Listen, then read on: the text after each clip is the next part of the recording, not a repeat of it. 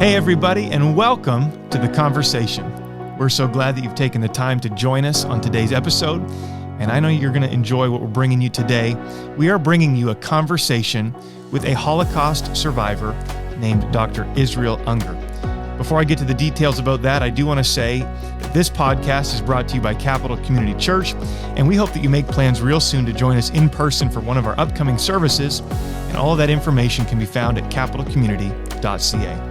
At the beginning of the Nazi period, 25,000 Jewish people lived in Tarnow, Poland. By the end of the Second World War, only 9 remained. Israel Unger and his family hid for 2 years in an attic crawl space above a flour mill in Tarnow. Their stove was the chimney that went up through the attic. Their windows were cracks in the wall. Survival, it depended on the food that the adults were able to forage outside at night. And against all odds, they emerged alive. At the end of the war, the Unger family immigrated to Canada, and after discovering a love of chemistry, Israel Unger had a stellar academic career. He married, and he raised a family in Fredericton, New Brunswick. We have been fortunate as a church family to develop a relationship with Dr. Unger, as well as the Jewish community in the city of Fredericton at large. And over the past handful of years, we have partnered together after they approached us, and we have been able and privileged to host a Holocaust memorial service each year for the past 5 or 6 years. And so I know that you're going to enjoy the interview. I do believe that what you hear today will challenge you, it'll inspire you and inform you. And for all of that, I'm grateful. But most of all, I'm grateful that you're here today. And without further delay, enjoy the conversation.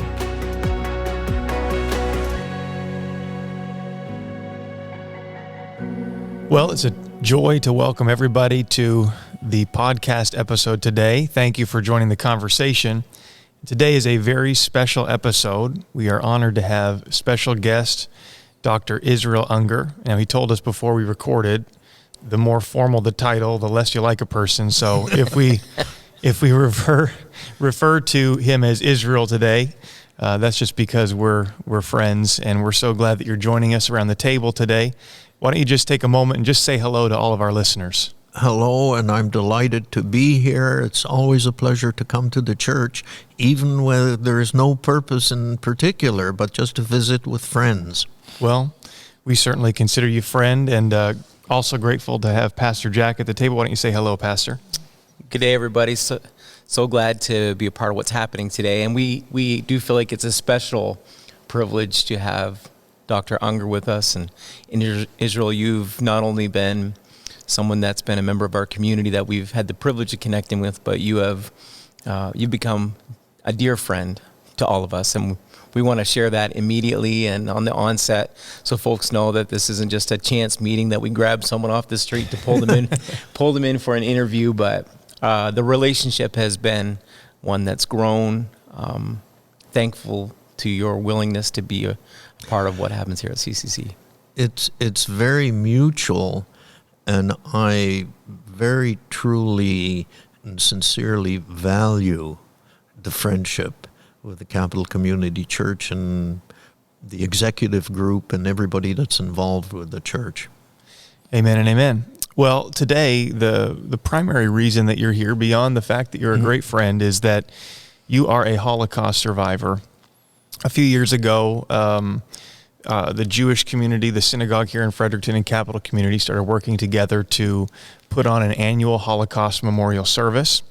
So I guess we'll start this way, and we'll get into the details of your story very soon. But tell us a little bit, in your view, the importance of the Jewish community and the Christian community working together, why that's significant, why that's important, and then we'll talk about how our relationship blossomed shortly thereafter. Go ahead, Israel. Well, when I look at the website, on the CCC website, I recall, I've looked at it many times, that one of the things that is very prominently displayed on the website is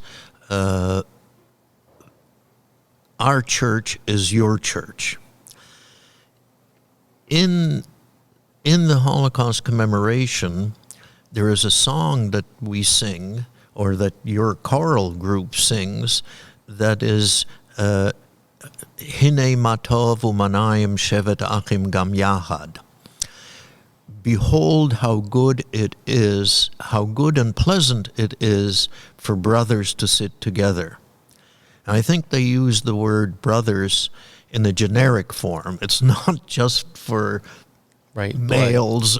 And I think that it's meant in a much wider context. It's not meant Jews sitting together, Christians, Muslims sitting together. It's meant brothers sitting together. That's how I feel about the Capital Community Church. I think one of the things maybe you practice, the Capital Community Church practices how good and pleasant it is for brothers to sit together. Equally, it's we have to acknowledge that there is a surge worldwide in anti-Semitism. And it is comforting and encouraging to have Christians who are as concerned about anti-Semitism as Jews. And this is so, to me, it is so valuable and so important for Christians, and not just Christians, but particularly Christians, to say, we don't like hatred any more than anybody else, and we're going to stand up and speak out against anti-Semitism. Mm-hmm. And I recall one particular story that shows you what happens when brothers sit together. During the Second World War, there was only, that the Germans tried to isolate the UK by sinking any ship that was coming across from North America to the UK. It is recorded that there wasn't a single American soldier that was killed because of a torpedo of a troop ship coming across. But one troop ship was torpedoed. That troop ship had a priest, a Protestant minister, and a Jewish rabbi. They were all chaplains. Those three worked together, and not one single person died in that troop ship. Wow. So isn't that a wonderful example of when brothers sit together, what you can accomplish? Sure. Well, that's a great answer. I would love to hear a bit. I was around, obviously involved to some degree, but I would love to hear how it kind of opened up between the local Jewish synagogue, the Jewish community in Fredericton, and CCC. And Pastor, I don't know if you want to comment on that for a moment and just talk about how this relationship was forged over the past few years. I'd be honored to. I would go back, I think originally, knowing that NCC or UPBI had built somewhat of a relationship with the local synagogue. Students would go and have the opportunity to ask questions.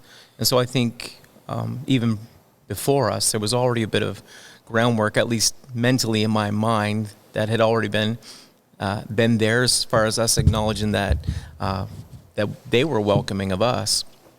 But I do remember specifically the first time that Israel called the church and said I'd have a proposition to bring to the church family. There's an event that we host, and we were wondering if you might be willing to be participants. He said there's always been a strong showing from the evangelistic community of Fredericton and the broader Fredericton area, and he just invited us to maybe come closer around the table. I don't know if you called any other churches before you called us, or we were just the shot in the dark.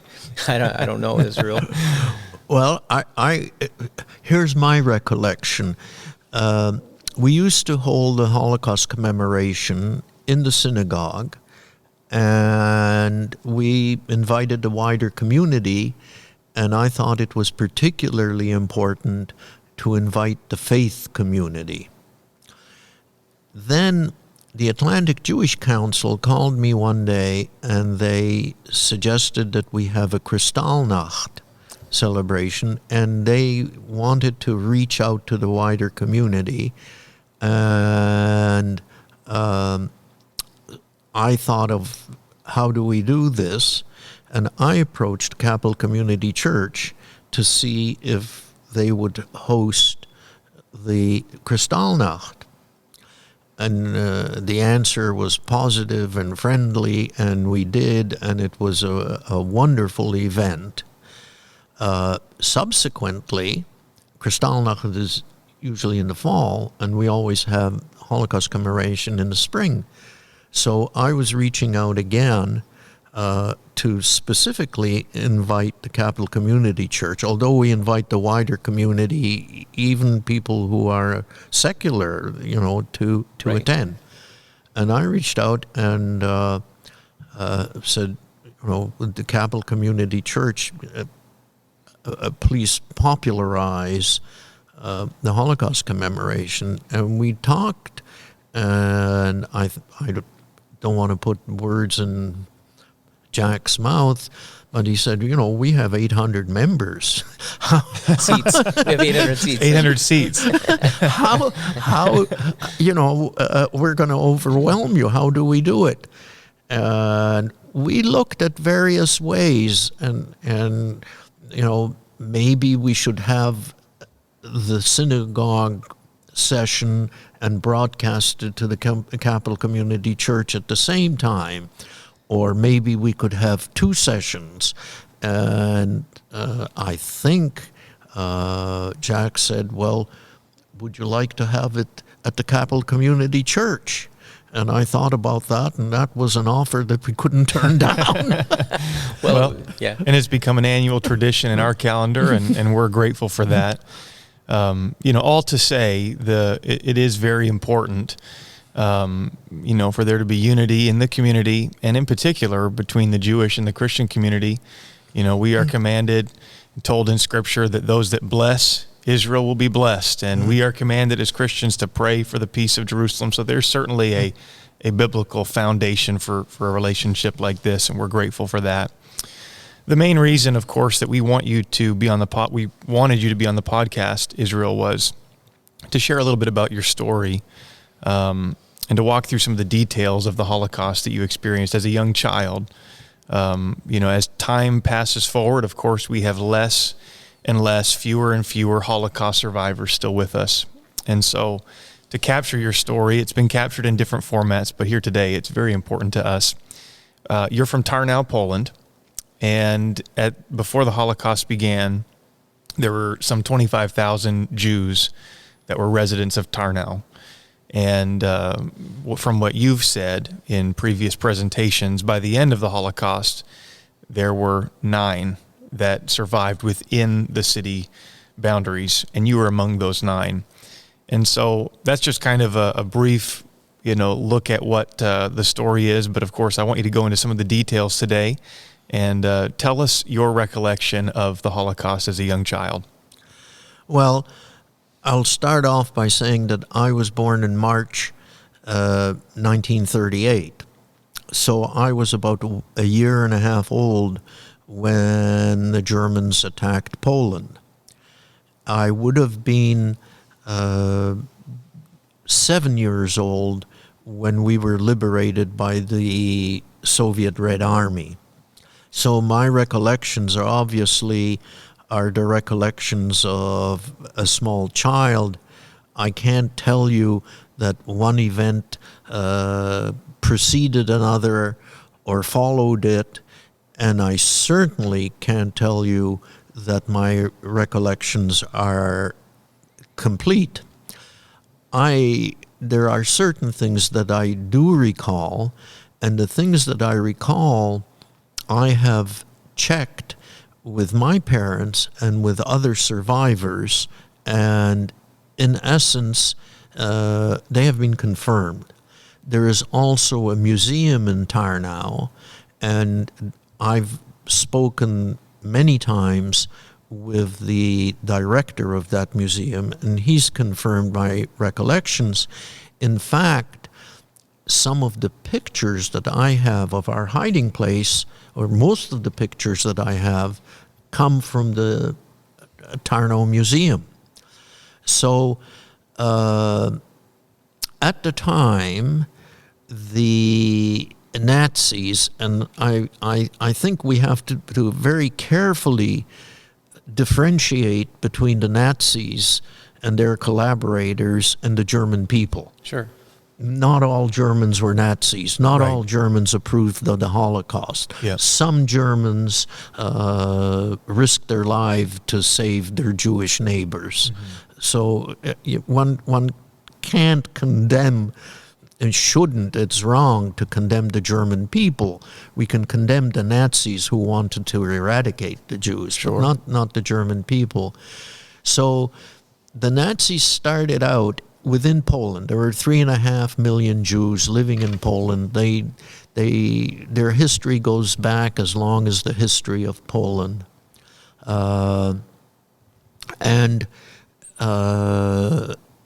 After the Second World War, there were 350,000 that survived.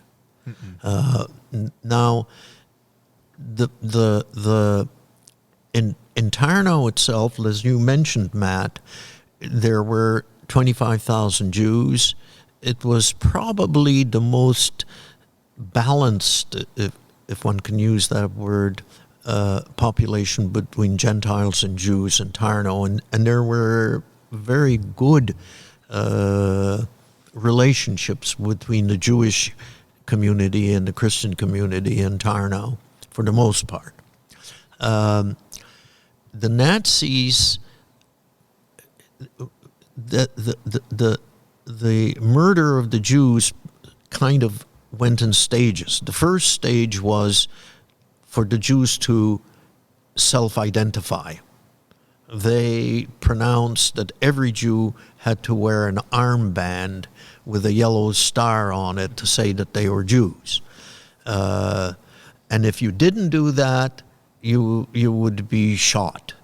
Well, so of course people self-identified. It was better to wear an armband identifying you as a Jew than to be shot. Then they concentrated all the Jews in a ghetto. And the Tarnow Museum has preserved the outlines of that ghetto, where it was, and they even have marked in the streets of Tarnow where the ghetto walls were. So they concentrated those 25,000 Jews into a very small area. Furthermore, they brought in Jews from nearby villages and outlying areas into the Tarnow ghetto, so the Jewish population of Tarnow actually swelled to about 42,000. And periodically, when the local Gestapo would notify would be notified that transport was going to be available, they would collect several thousand Jews, march them down to the railroad station, and load them into cattle cars and take them off to the death camps where they would be gassed and their bodies would be burned. There was a name for that sort of thing. It was called a wysiedlenie in Polish, which simply means a sending away. So what I recall overwhelmingly is fear.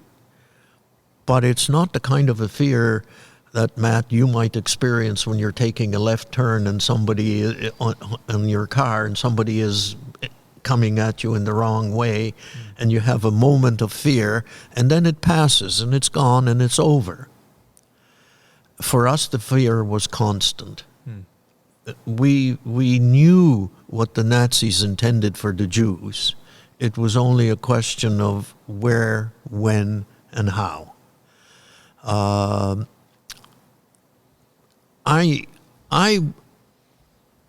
didn't have it as bad as even my brother, who was 4 years older than I, because I was sheltered and protected by my parents. I was afraid, and And I think that I bore some after effects of that for a very long while. Whether those after effects were actually due to my experience during the Holocaust, or would that have been the case in any event, I don't know. There's no clone of me that exists so that we can make a comparison. But maybe I'm saying too much. I recall several instances which I, again, have corroborated. And sometimes I remember things, but not fully. And I'll tell you about that, Matt. One of the things that I remember vividly is that I was in my grandfather's apartment, if you can call it an apartment. It was a one room, and it was upstairs. And why I was in his apartment, I don't know. How I got there, I don't know. But my grandfather was an observant Orthodox Jew. And 2 Nazis came in, and they ordered him to come with them. And he was at a sort of a kitchen table, and he got up, and he had a prayer bag. And in his prayer bag, there would have been his prayer shawl and his phylacteries and his prayer book. And he tucked it under his arm. For my grandfather, where they were going to take him, what they were going to do with him was not important. It was important that he should be able to practice his faith wherever they took him. And he got to the head of the stairs, and presumably he had annoyed them somehow. Maybe he was too slow. One of them shoved him or kicked him, and he fell down the stairs, and they shot him as he was falling down the stairs.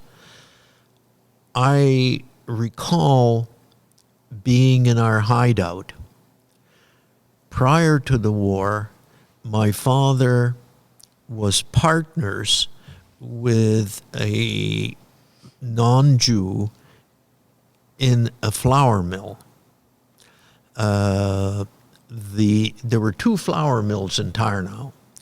The flour mill that my father was a half owner of catered particularly to the Jewish community.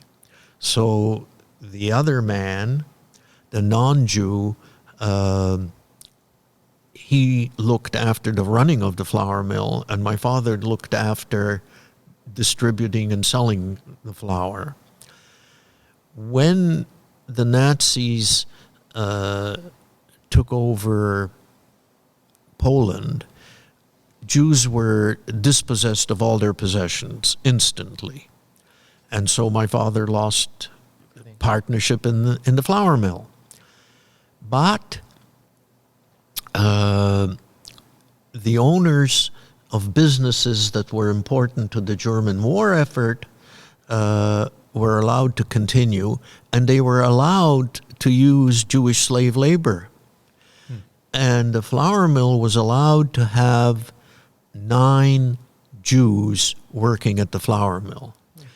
And I have the list of the Jews that the owner of the flour mill submitted that he needed to have work at the flour mill. And at the head of the list is my father. Wow. And he's listed as a master mechanic. And he was as much a master mechanic as I'm an astronaut. You know? Yeah. But obviously, the owner of the flour mill was trying to Compassionate toward your father. Was being compassionate to my father, and my father desperately was trying to save his family. Mm-hmm. And it was in that flour mill, you know, based on my recollection of your presentation before, that was where the false wall was erected in the attic area. That's correct? Yeah. And there were 9 people in this small area. You can say the exact size, but I think it was about 6 feet by 20 feet. Mm-hmm. But I'll just divert. Sure. And I hope I'm not being This is wonderful. This is your story. So. There was one time during one of those Vyshedlenias that I recall I was with my mother in a cellar with a lot of other Jews, and my father and brother were hidden somewhere else. And this leads to the question about nuclear family. My parents split the family in two so that if one didn't survive, hopefully the other half would survive, right? That's how come when we were talking about nuclear families, what could have happened to us. Yep. Maybe we'll just pause and interject, because I think that was before we started recording, Matt. Yeah. That how many nuclear families, there were very few. You have a more accurate number. So maybe just comment on that, on the number of nuclear families that actually survived. Well, I think the only thing that I have is from a lady at King's College in Halifax, part of the Dalhousie University. She teaches the history and the pedagogy of the Holocaust, and her father was Jewish, her mother was Christian, and she told me that there were four nuclear families that survived. And I never asked whether we were one of those four who were recorded or whether she did. Possibly there may have been a few more.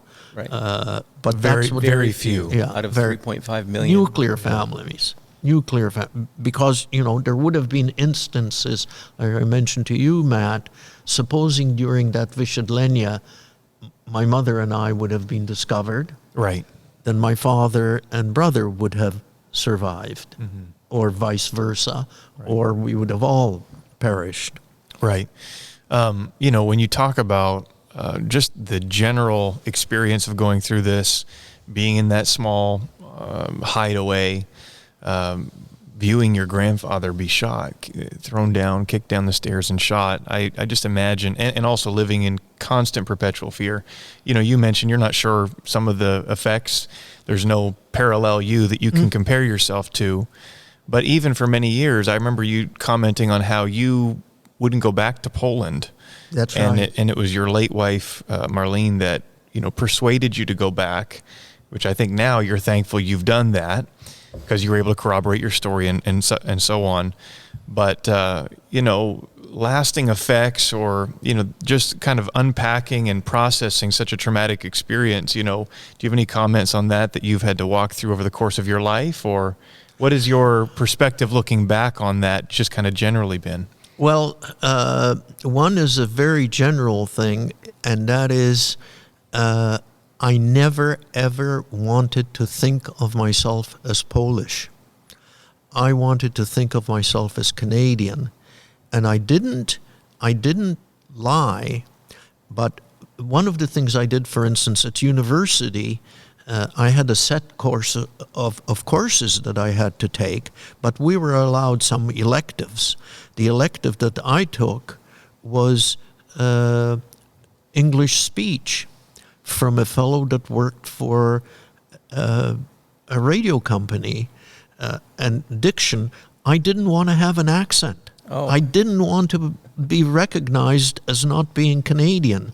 And if anybody asked me just in conversation, whether it was in Canada or in the U.S., where are you from? My answer was Montreal, which was not a lie. but, I was from Montreal, but I didn't want to think of myself as Polish. I was Canadian. So what were the after effects? Well, I have certain traits. For instance, I have a huge need to have a supply of whatever I might need set away, long before I'll run out of a jug of milk. I always have 2 jugs of milk in the fridge. Well, that's understandable. it doesn't matter what. I just have a need to have something to rely Sure. on, a backup. I used to have nightmares. Would I have the same night? My nightmares were always the same. I was being pursued, and I ended up in a quagmire, and I couldn't get out of the quagmire. I even sort of had nightmares that maybe if I could flap my arms, I'd be able to get out. I've heard that that's not abnormal for small children, but are my nightmares related to my early childhood, or would I have had the same nightmares Sure. regardless? My need to have an adequate supply of whatever I need, even gas in the gas tank in the car. Right. I fill up probably sooner than most people. Right? So, if you don't mind me asking, what was it that kind of finally pushed you over the edge and said, no, I need to go back to Poland. I need to see some of this for myself. And what was that experience like? Was it a liberating experience, a painful experience to revisit those places? Did you have a memory of those places? Well, I knew the name. I knew that my father had 7 sisters and brothers. And I knew that my mother had 5 sisters and brothers. We had a record of my mother's siblings and her parents, and I think also of my cousins. I had 15 cousins on my mother's side. I had that information because I had a Jewish prayer book which my uncle on my mother's side inscribed the names of, and I still have it, Jack. Wow. I'll show it to you Yeah, I'd love sometime to if see you're it. interested. So I knew their names. And what my wife finally persuaded me to go to Poland was she said, we should go back and check archives and see if we can find the names of your uncles and aunts on your father's side that were murdered by the Nazis. And so we went. And it was an awful trip. We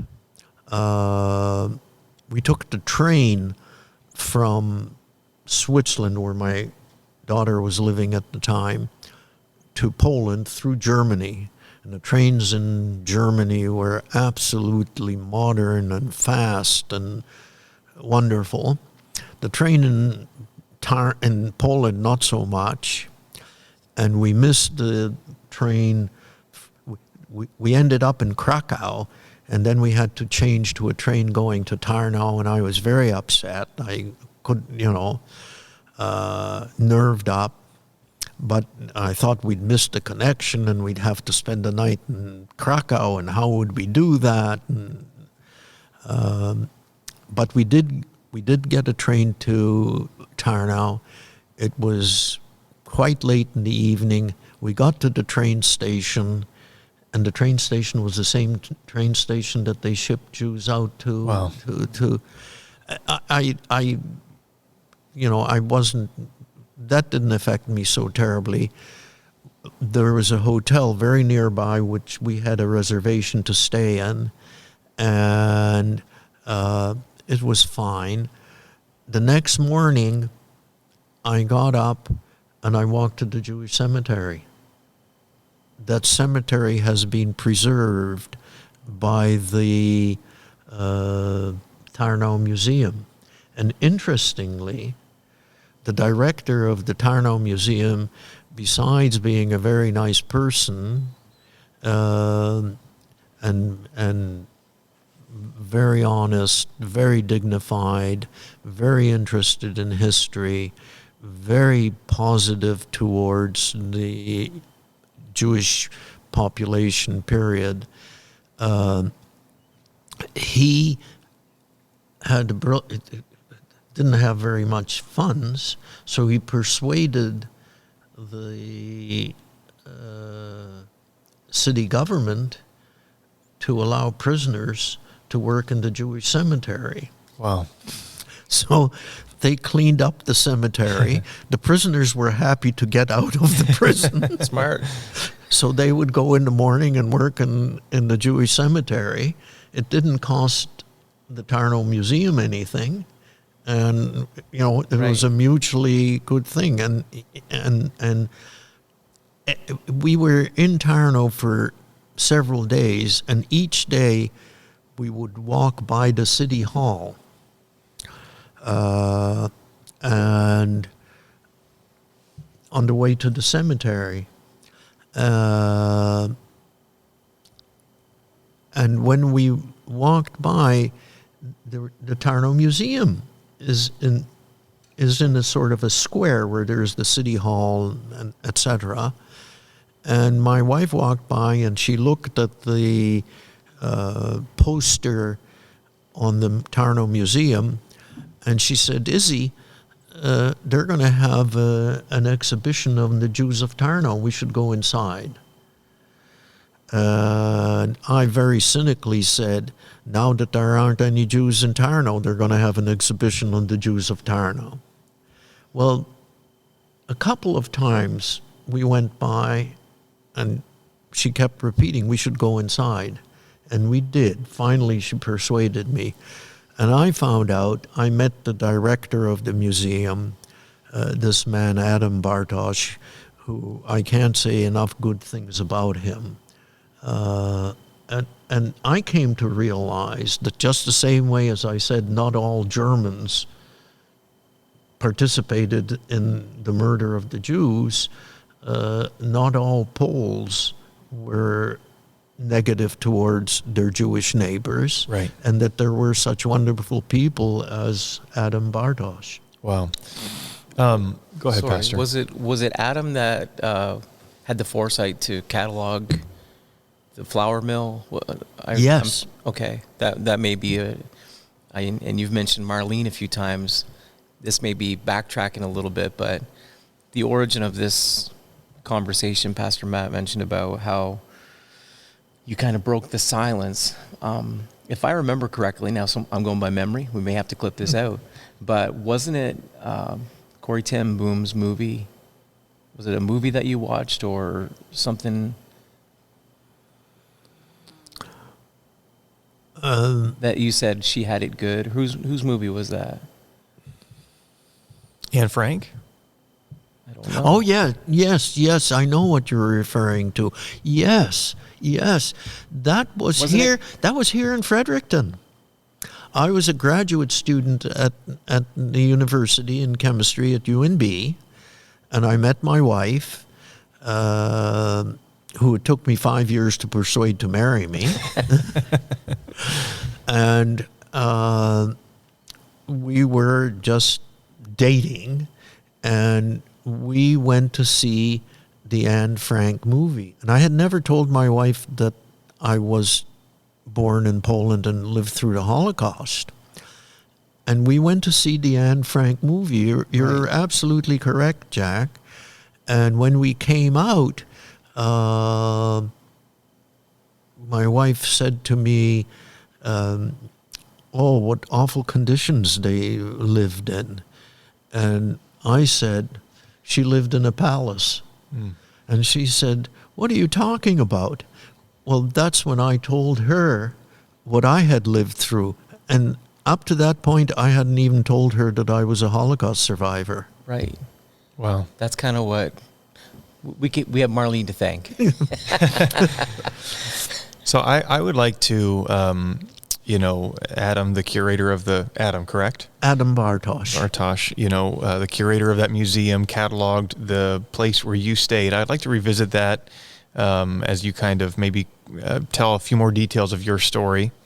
How long were you there in that place?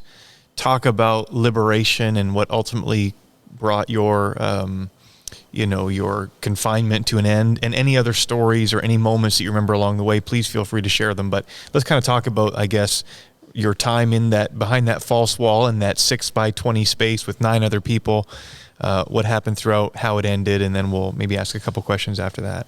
Sure. There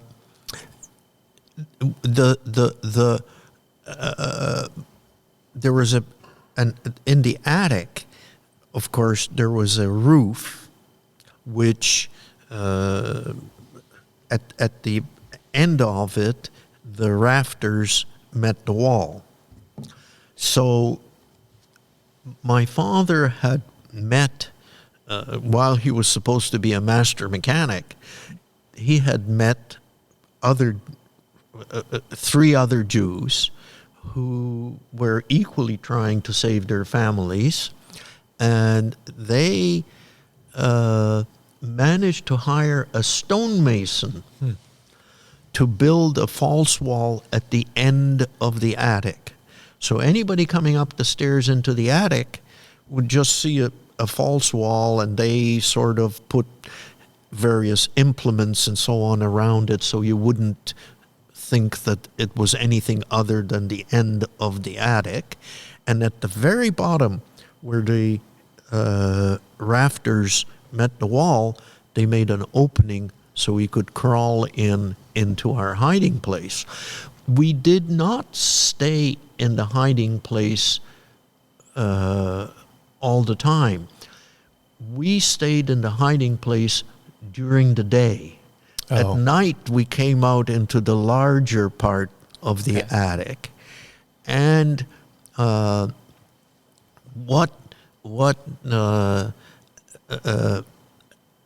it so happened that the flour mill had a workshop, and where we were was in the attic of the workshop, and that actually proved to be advantageous.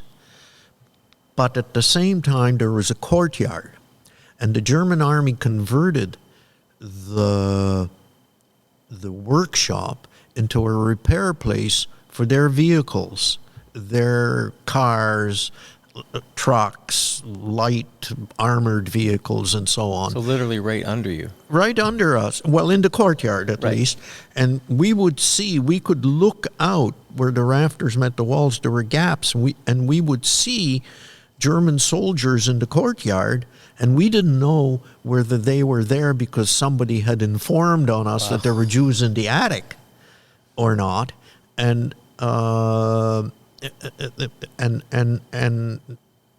we thought maybe they were coming after us. We didn't know whether they were coming for their vehicles. So there was real fear. Yeah. The other part of it was that initially my father had contracted with a young non-Jew to bring us food. And he brought us food once a week. And then one week he didn't show up. And the adults said, well, there must have been a German patrol or something. He'll come next week. Well, he never came again. After the war, we found out that he had been taking Jews from Poland to Hungary. Jews were being persecuted in Hungary, but they weren't being killed.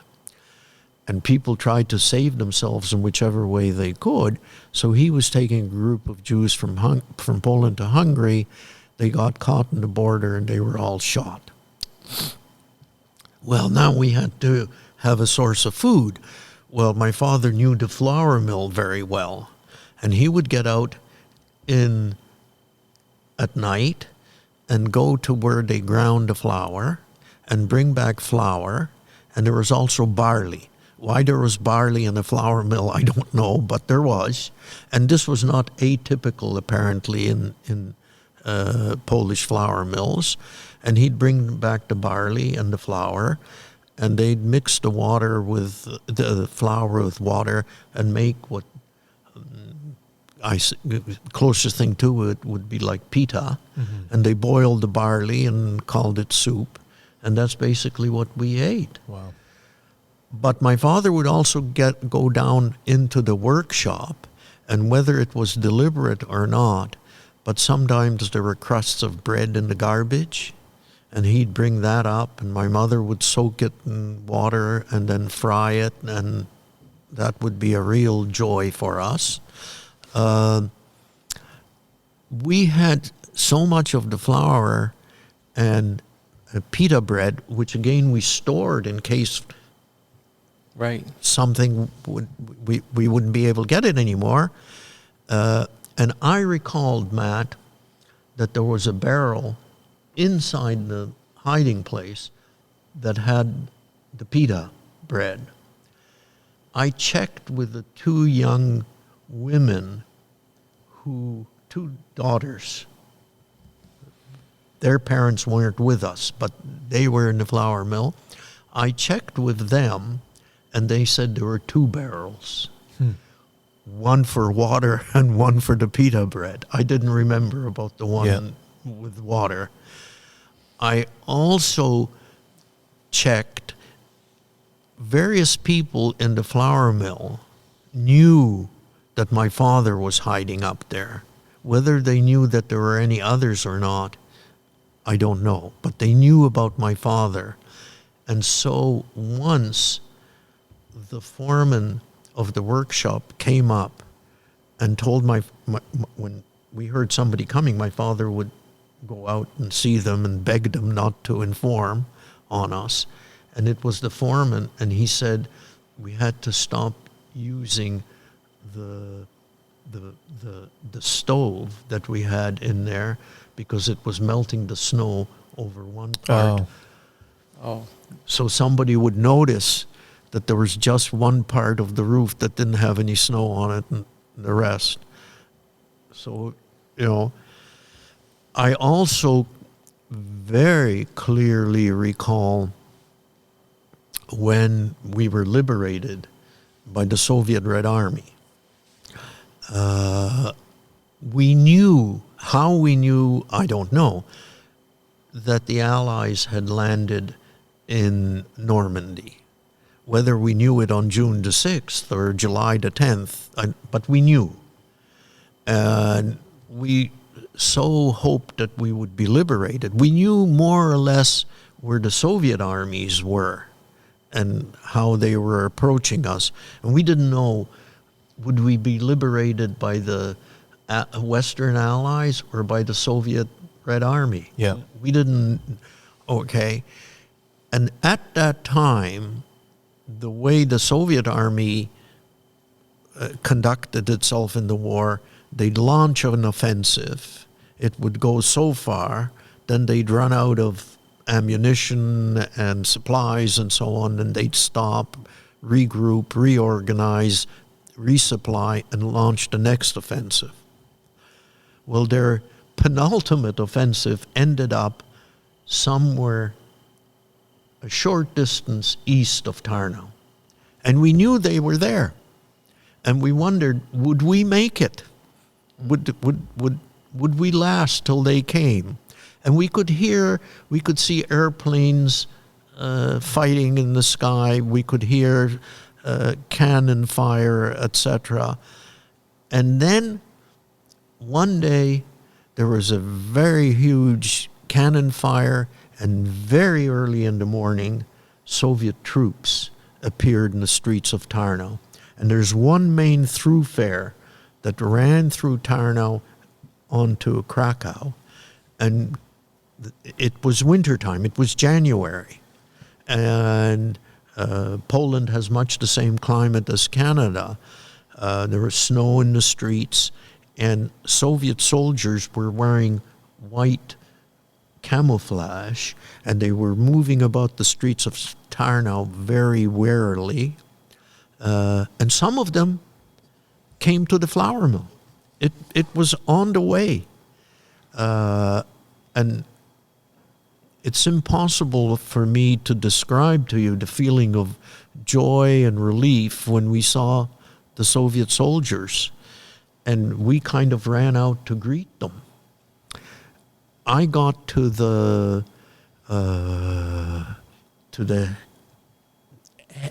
staircase, the head of the staircase, and once again, I can't tell you exactly but I hadn't walked on stairs for 2 years.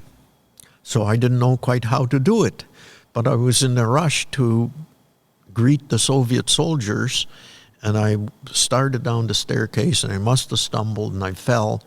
And when I got to the bottom of the Soviet staircase, there were 3 soldiers standing there talking to each other. And I put my arms around the boots of the Soviet soldier standing closest to me, and I kissed his boots. Wow. I think sometimes you can lose the scope and the scale of something like the Holocaust. 6 million that were killed just within the past couple of weeks. It's in the news. School shooting, 6 lost their lives, and you see 6 faces and you see 6 names. Your heart breaks. It's almost impossible for the human mind, the human heart, to comprehend 6 million and the atrocity of it all. You've commented on this before in presentations, but how do you kind of bring into perspective all of that and I guess comprehend or process such a human atrocity such as the Holocaust? I'm very pleased to answer that, but I want to add something else. Please. Just for the record. Please do. You had mentioned that Adam Bartosz in the Tarnow Museum recorded our hideout. It turns out that the flour mill was torn down. I think it was 1999 or thereabouts, and they found the hiding place. So they called the Tarnow Museum, and they came and they took the pictures and made the measurements and so on. We'll show that on the video of the podcast for those that are watching this. But here's an interesting item that I didn't know till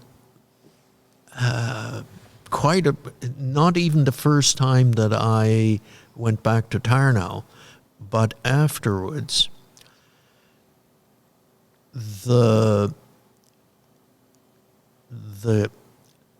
son of the flour mill owner, his daughter married a young man that I met in Tarnow. So it was not the flour mill owner's son-in-law, but grandson-in-law. Okay. And he told us that the staircase going up to the attic had been torn away over the years, or became decrepit or something.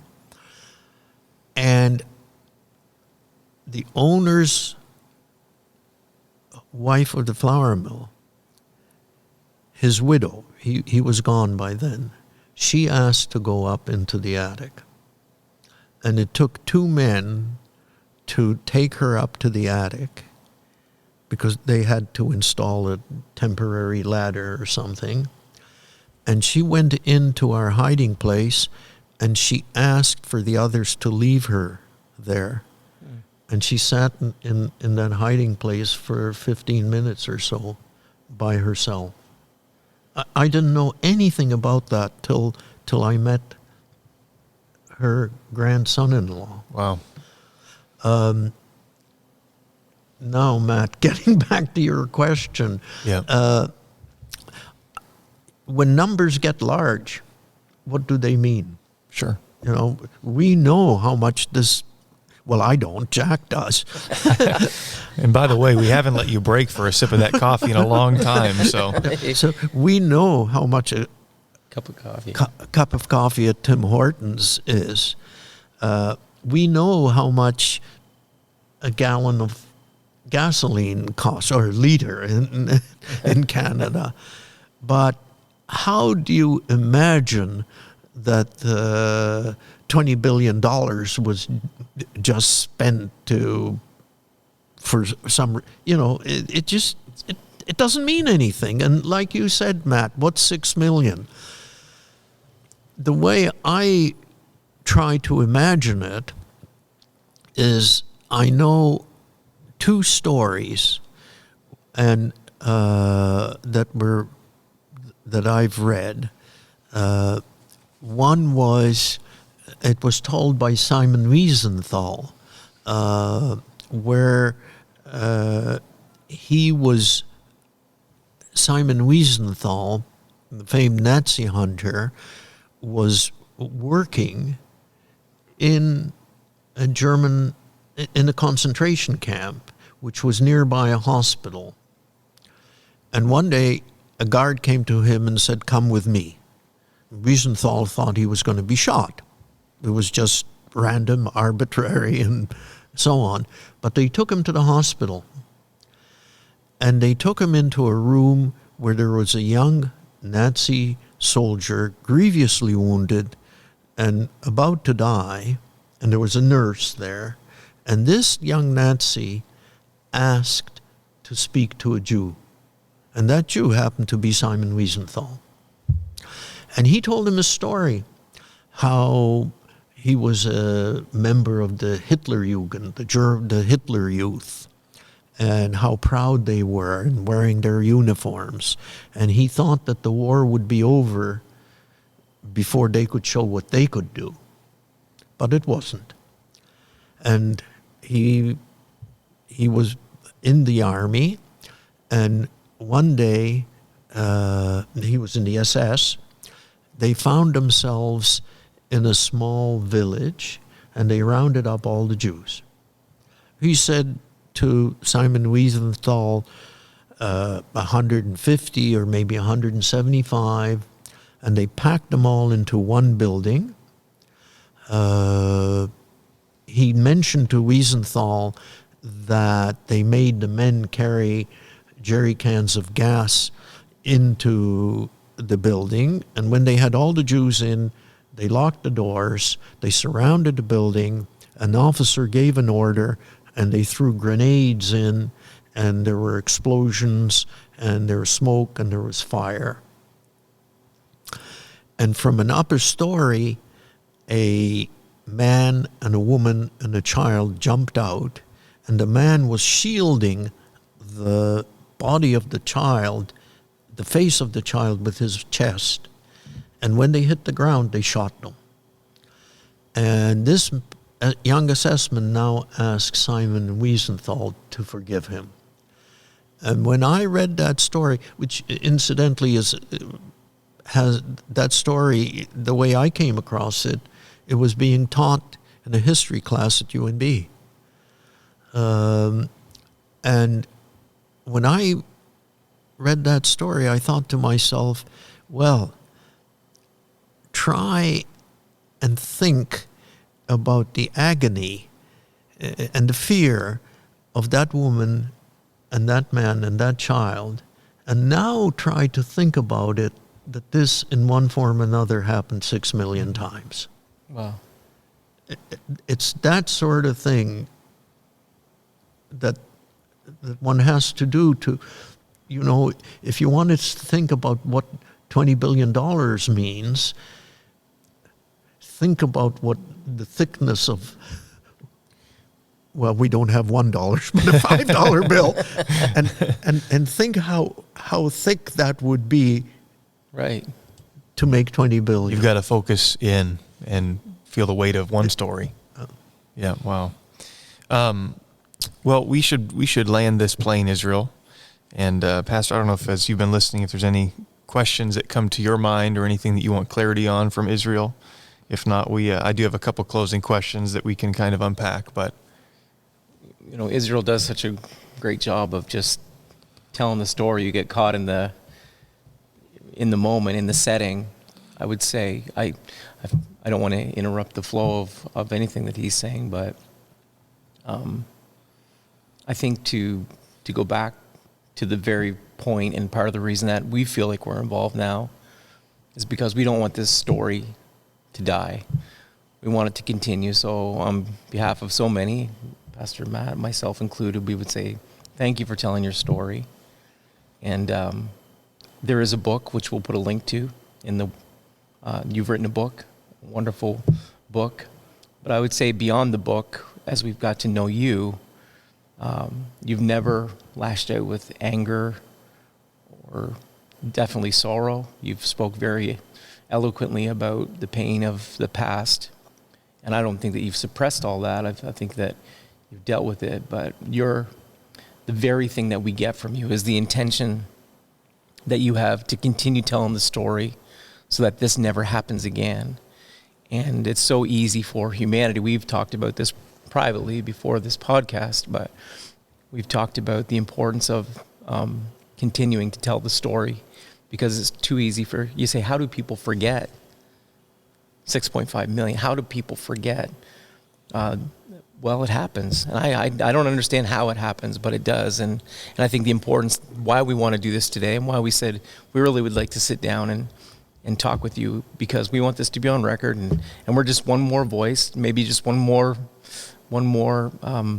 venue that people could access, one more story that's being told to remind people we can never let this happen again. And we do see elements. I think maybe you mentioned that you wanted to bring in just the question about if you see about modern day, right, anti-Semitic. Yeah, I think that's where we'll end today, Israel. He brought up, why is it important that we tell stories like this? Why is it important that we highlight this particular historical event even today and, ongoing, hopefully? Why do we do it? And then I guess as you look at our modern day, you mentioned the rise of anti-Semitism. Maybe if you see any particular red flags or, your commentary on today, what can we do beyond just continuing to tell these stories, and what should we push against to make sure that this does, in fact, not ever happen again? Well, Elie Wiesel said it much better than I can, and that is that hatred is never right, compassion is never wrong. I don't think, Matt, I don't want to interject any negative tone, I don't think that we can ever stop it from happening again. Not in the same way, because the Holocaust was absolutely unique, and I could comment on why it was not only the most horrific act in human nature, but it was unique. But there have been other genocides. Rwanda, Cambodia, continuing groups that want to murder other groups, etc. So I don't think that somehow we'll reach a place where there isn't any hatred anymore and people don't kill each other because they belong to a different group or a different faith, etc. But that doesn't mean that we stop trying, right? Mm-hmm. In the same way, are we going to give up having police patrol the highway? Because there are we can't ever stop all the people who are going to break the speed limit. But that doesn't mean that we stop trying. We're never going to stop people from committing murder or theft or stealing copper wire. Sure. But we don't say, we can't do it because they're going to steal copper wire anyway. Correct. We tried to stop it. So I think, what Jack is saying is we have to do our part. What the Capital Community Church does, it wants to be, as I can't speak for the Capital Community Church, but what I see the Capital Community Church saying is we're going to do our part to do what we can to stop the spread of hatred. Mm-hmm. So when you look at today, and maybe we'll close here and we'll all say farewell in a moment, but do you see anything in our day in particular that gives you pause, or are you encouraged by what you see as you look out on the landscapes of society? I think both things are occurring. We attribute everything to COVID, but I don't think it's just COVID. It's multifactorial. I see a lot of encouraging things, such as our relationship with the Capital Community Church and others. I'm particularly fond of the Capital Community Church because how welcoming you have been, and And I want to stress, it's not just welcoming. Capital Community Church has no ulterior motives. They're just doing their thing and doing it out of their good hearts. But then there's things like Ukraine. That I think to myself, a few weeks ago there was a power failure in Fredericton, and my home was without power for 7 hours, and I was rushing around trying to figure out how to provide some heat and turn on the gas propane heater and so on. And can you imagine living in Ukraine and you don't know when a rocket is coming and going to destroy your home and kill your children? And, so there's a mixture. Mm-hmm. And once again, I stress that there are lots of people of goodwill. I think it's exemplified in this church, who aren't going to give up. They're not going to say we can't stop it. There are people who are sending food packages to Ukraine. There are people who are not giving up. The Capital Community Church doesn't give up. They're trying to do their part to try and abate hatred. Well, thank you for your kind comments. And I think all in all, let's just contribute our voices to the positive net effect, and to not spread hate, but compassion and love. Absolutely. I certainly appreciate you being on the podcast today. I'm going to let Pastor, if you wouldn't mind, just maybe closing us. You can just say your thanks, and thanks to our audience, and I'll let you have the last word today. Well, hopefully the word continues after we shut the podcast down, but I would say thank you to Israel. I'd also say thank you to the Schooley Synagogue and that community he's been always so complimentary of our community, but the mutual benefits that we've received from their open arms. They've invited us around their table, literally and figuratively. They have literally had us in their home, and opened just with open arms welcomed us. And so for that, we thank you. It is a two-way street. We live in a wonderful little city, but we want it to be the best. Elsie Wayne had the tagline for St. John. She said, the best little city in the East. I think we could maybe claim that for our city if we all work together and create the kind of camaraderie that we see and sense. And it's very intentional. And I thank Israel. He's very intentional about reaching out, and he's an emissary for his community, and word is spreading around. And I think that the impact of our willingness to work together and communicate this message is shared by others maybe after watching. Hopefully we can get to be an example, and that someone else follows our lead. So if you're watching online right now or listening, we'd encourage you to take active steps to help us communicate the message of the horror of the Holocaust, and that we, take part in that annual, memorial service. Just reminding everyone that we don't want this to happen again. That would be, I think, a great output from the time that we've shared. So, don't let it stop here. Thank you very much. Thank you. And thank you for those wonderful words. Well, we appreciate you, and thanks to everybody for listening today. It's been great to have you on the podcast, and we will see you again soon.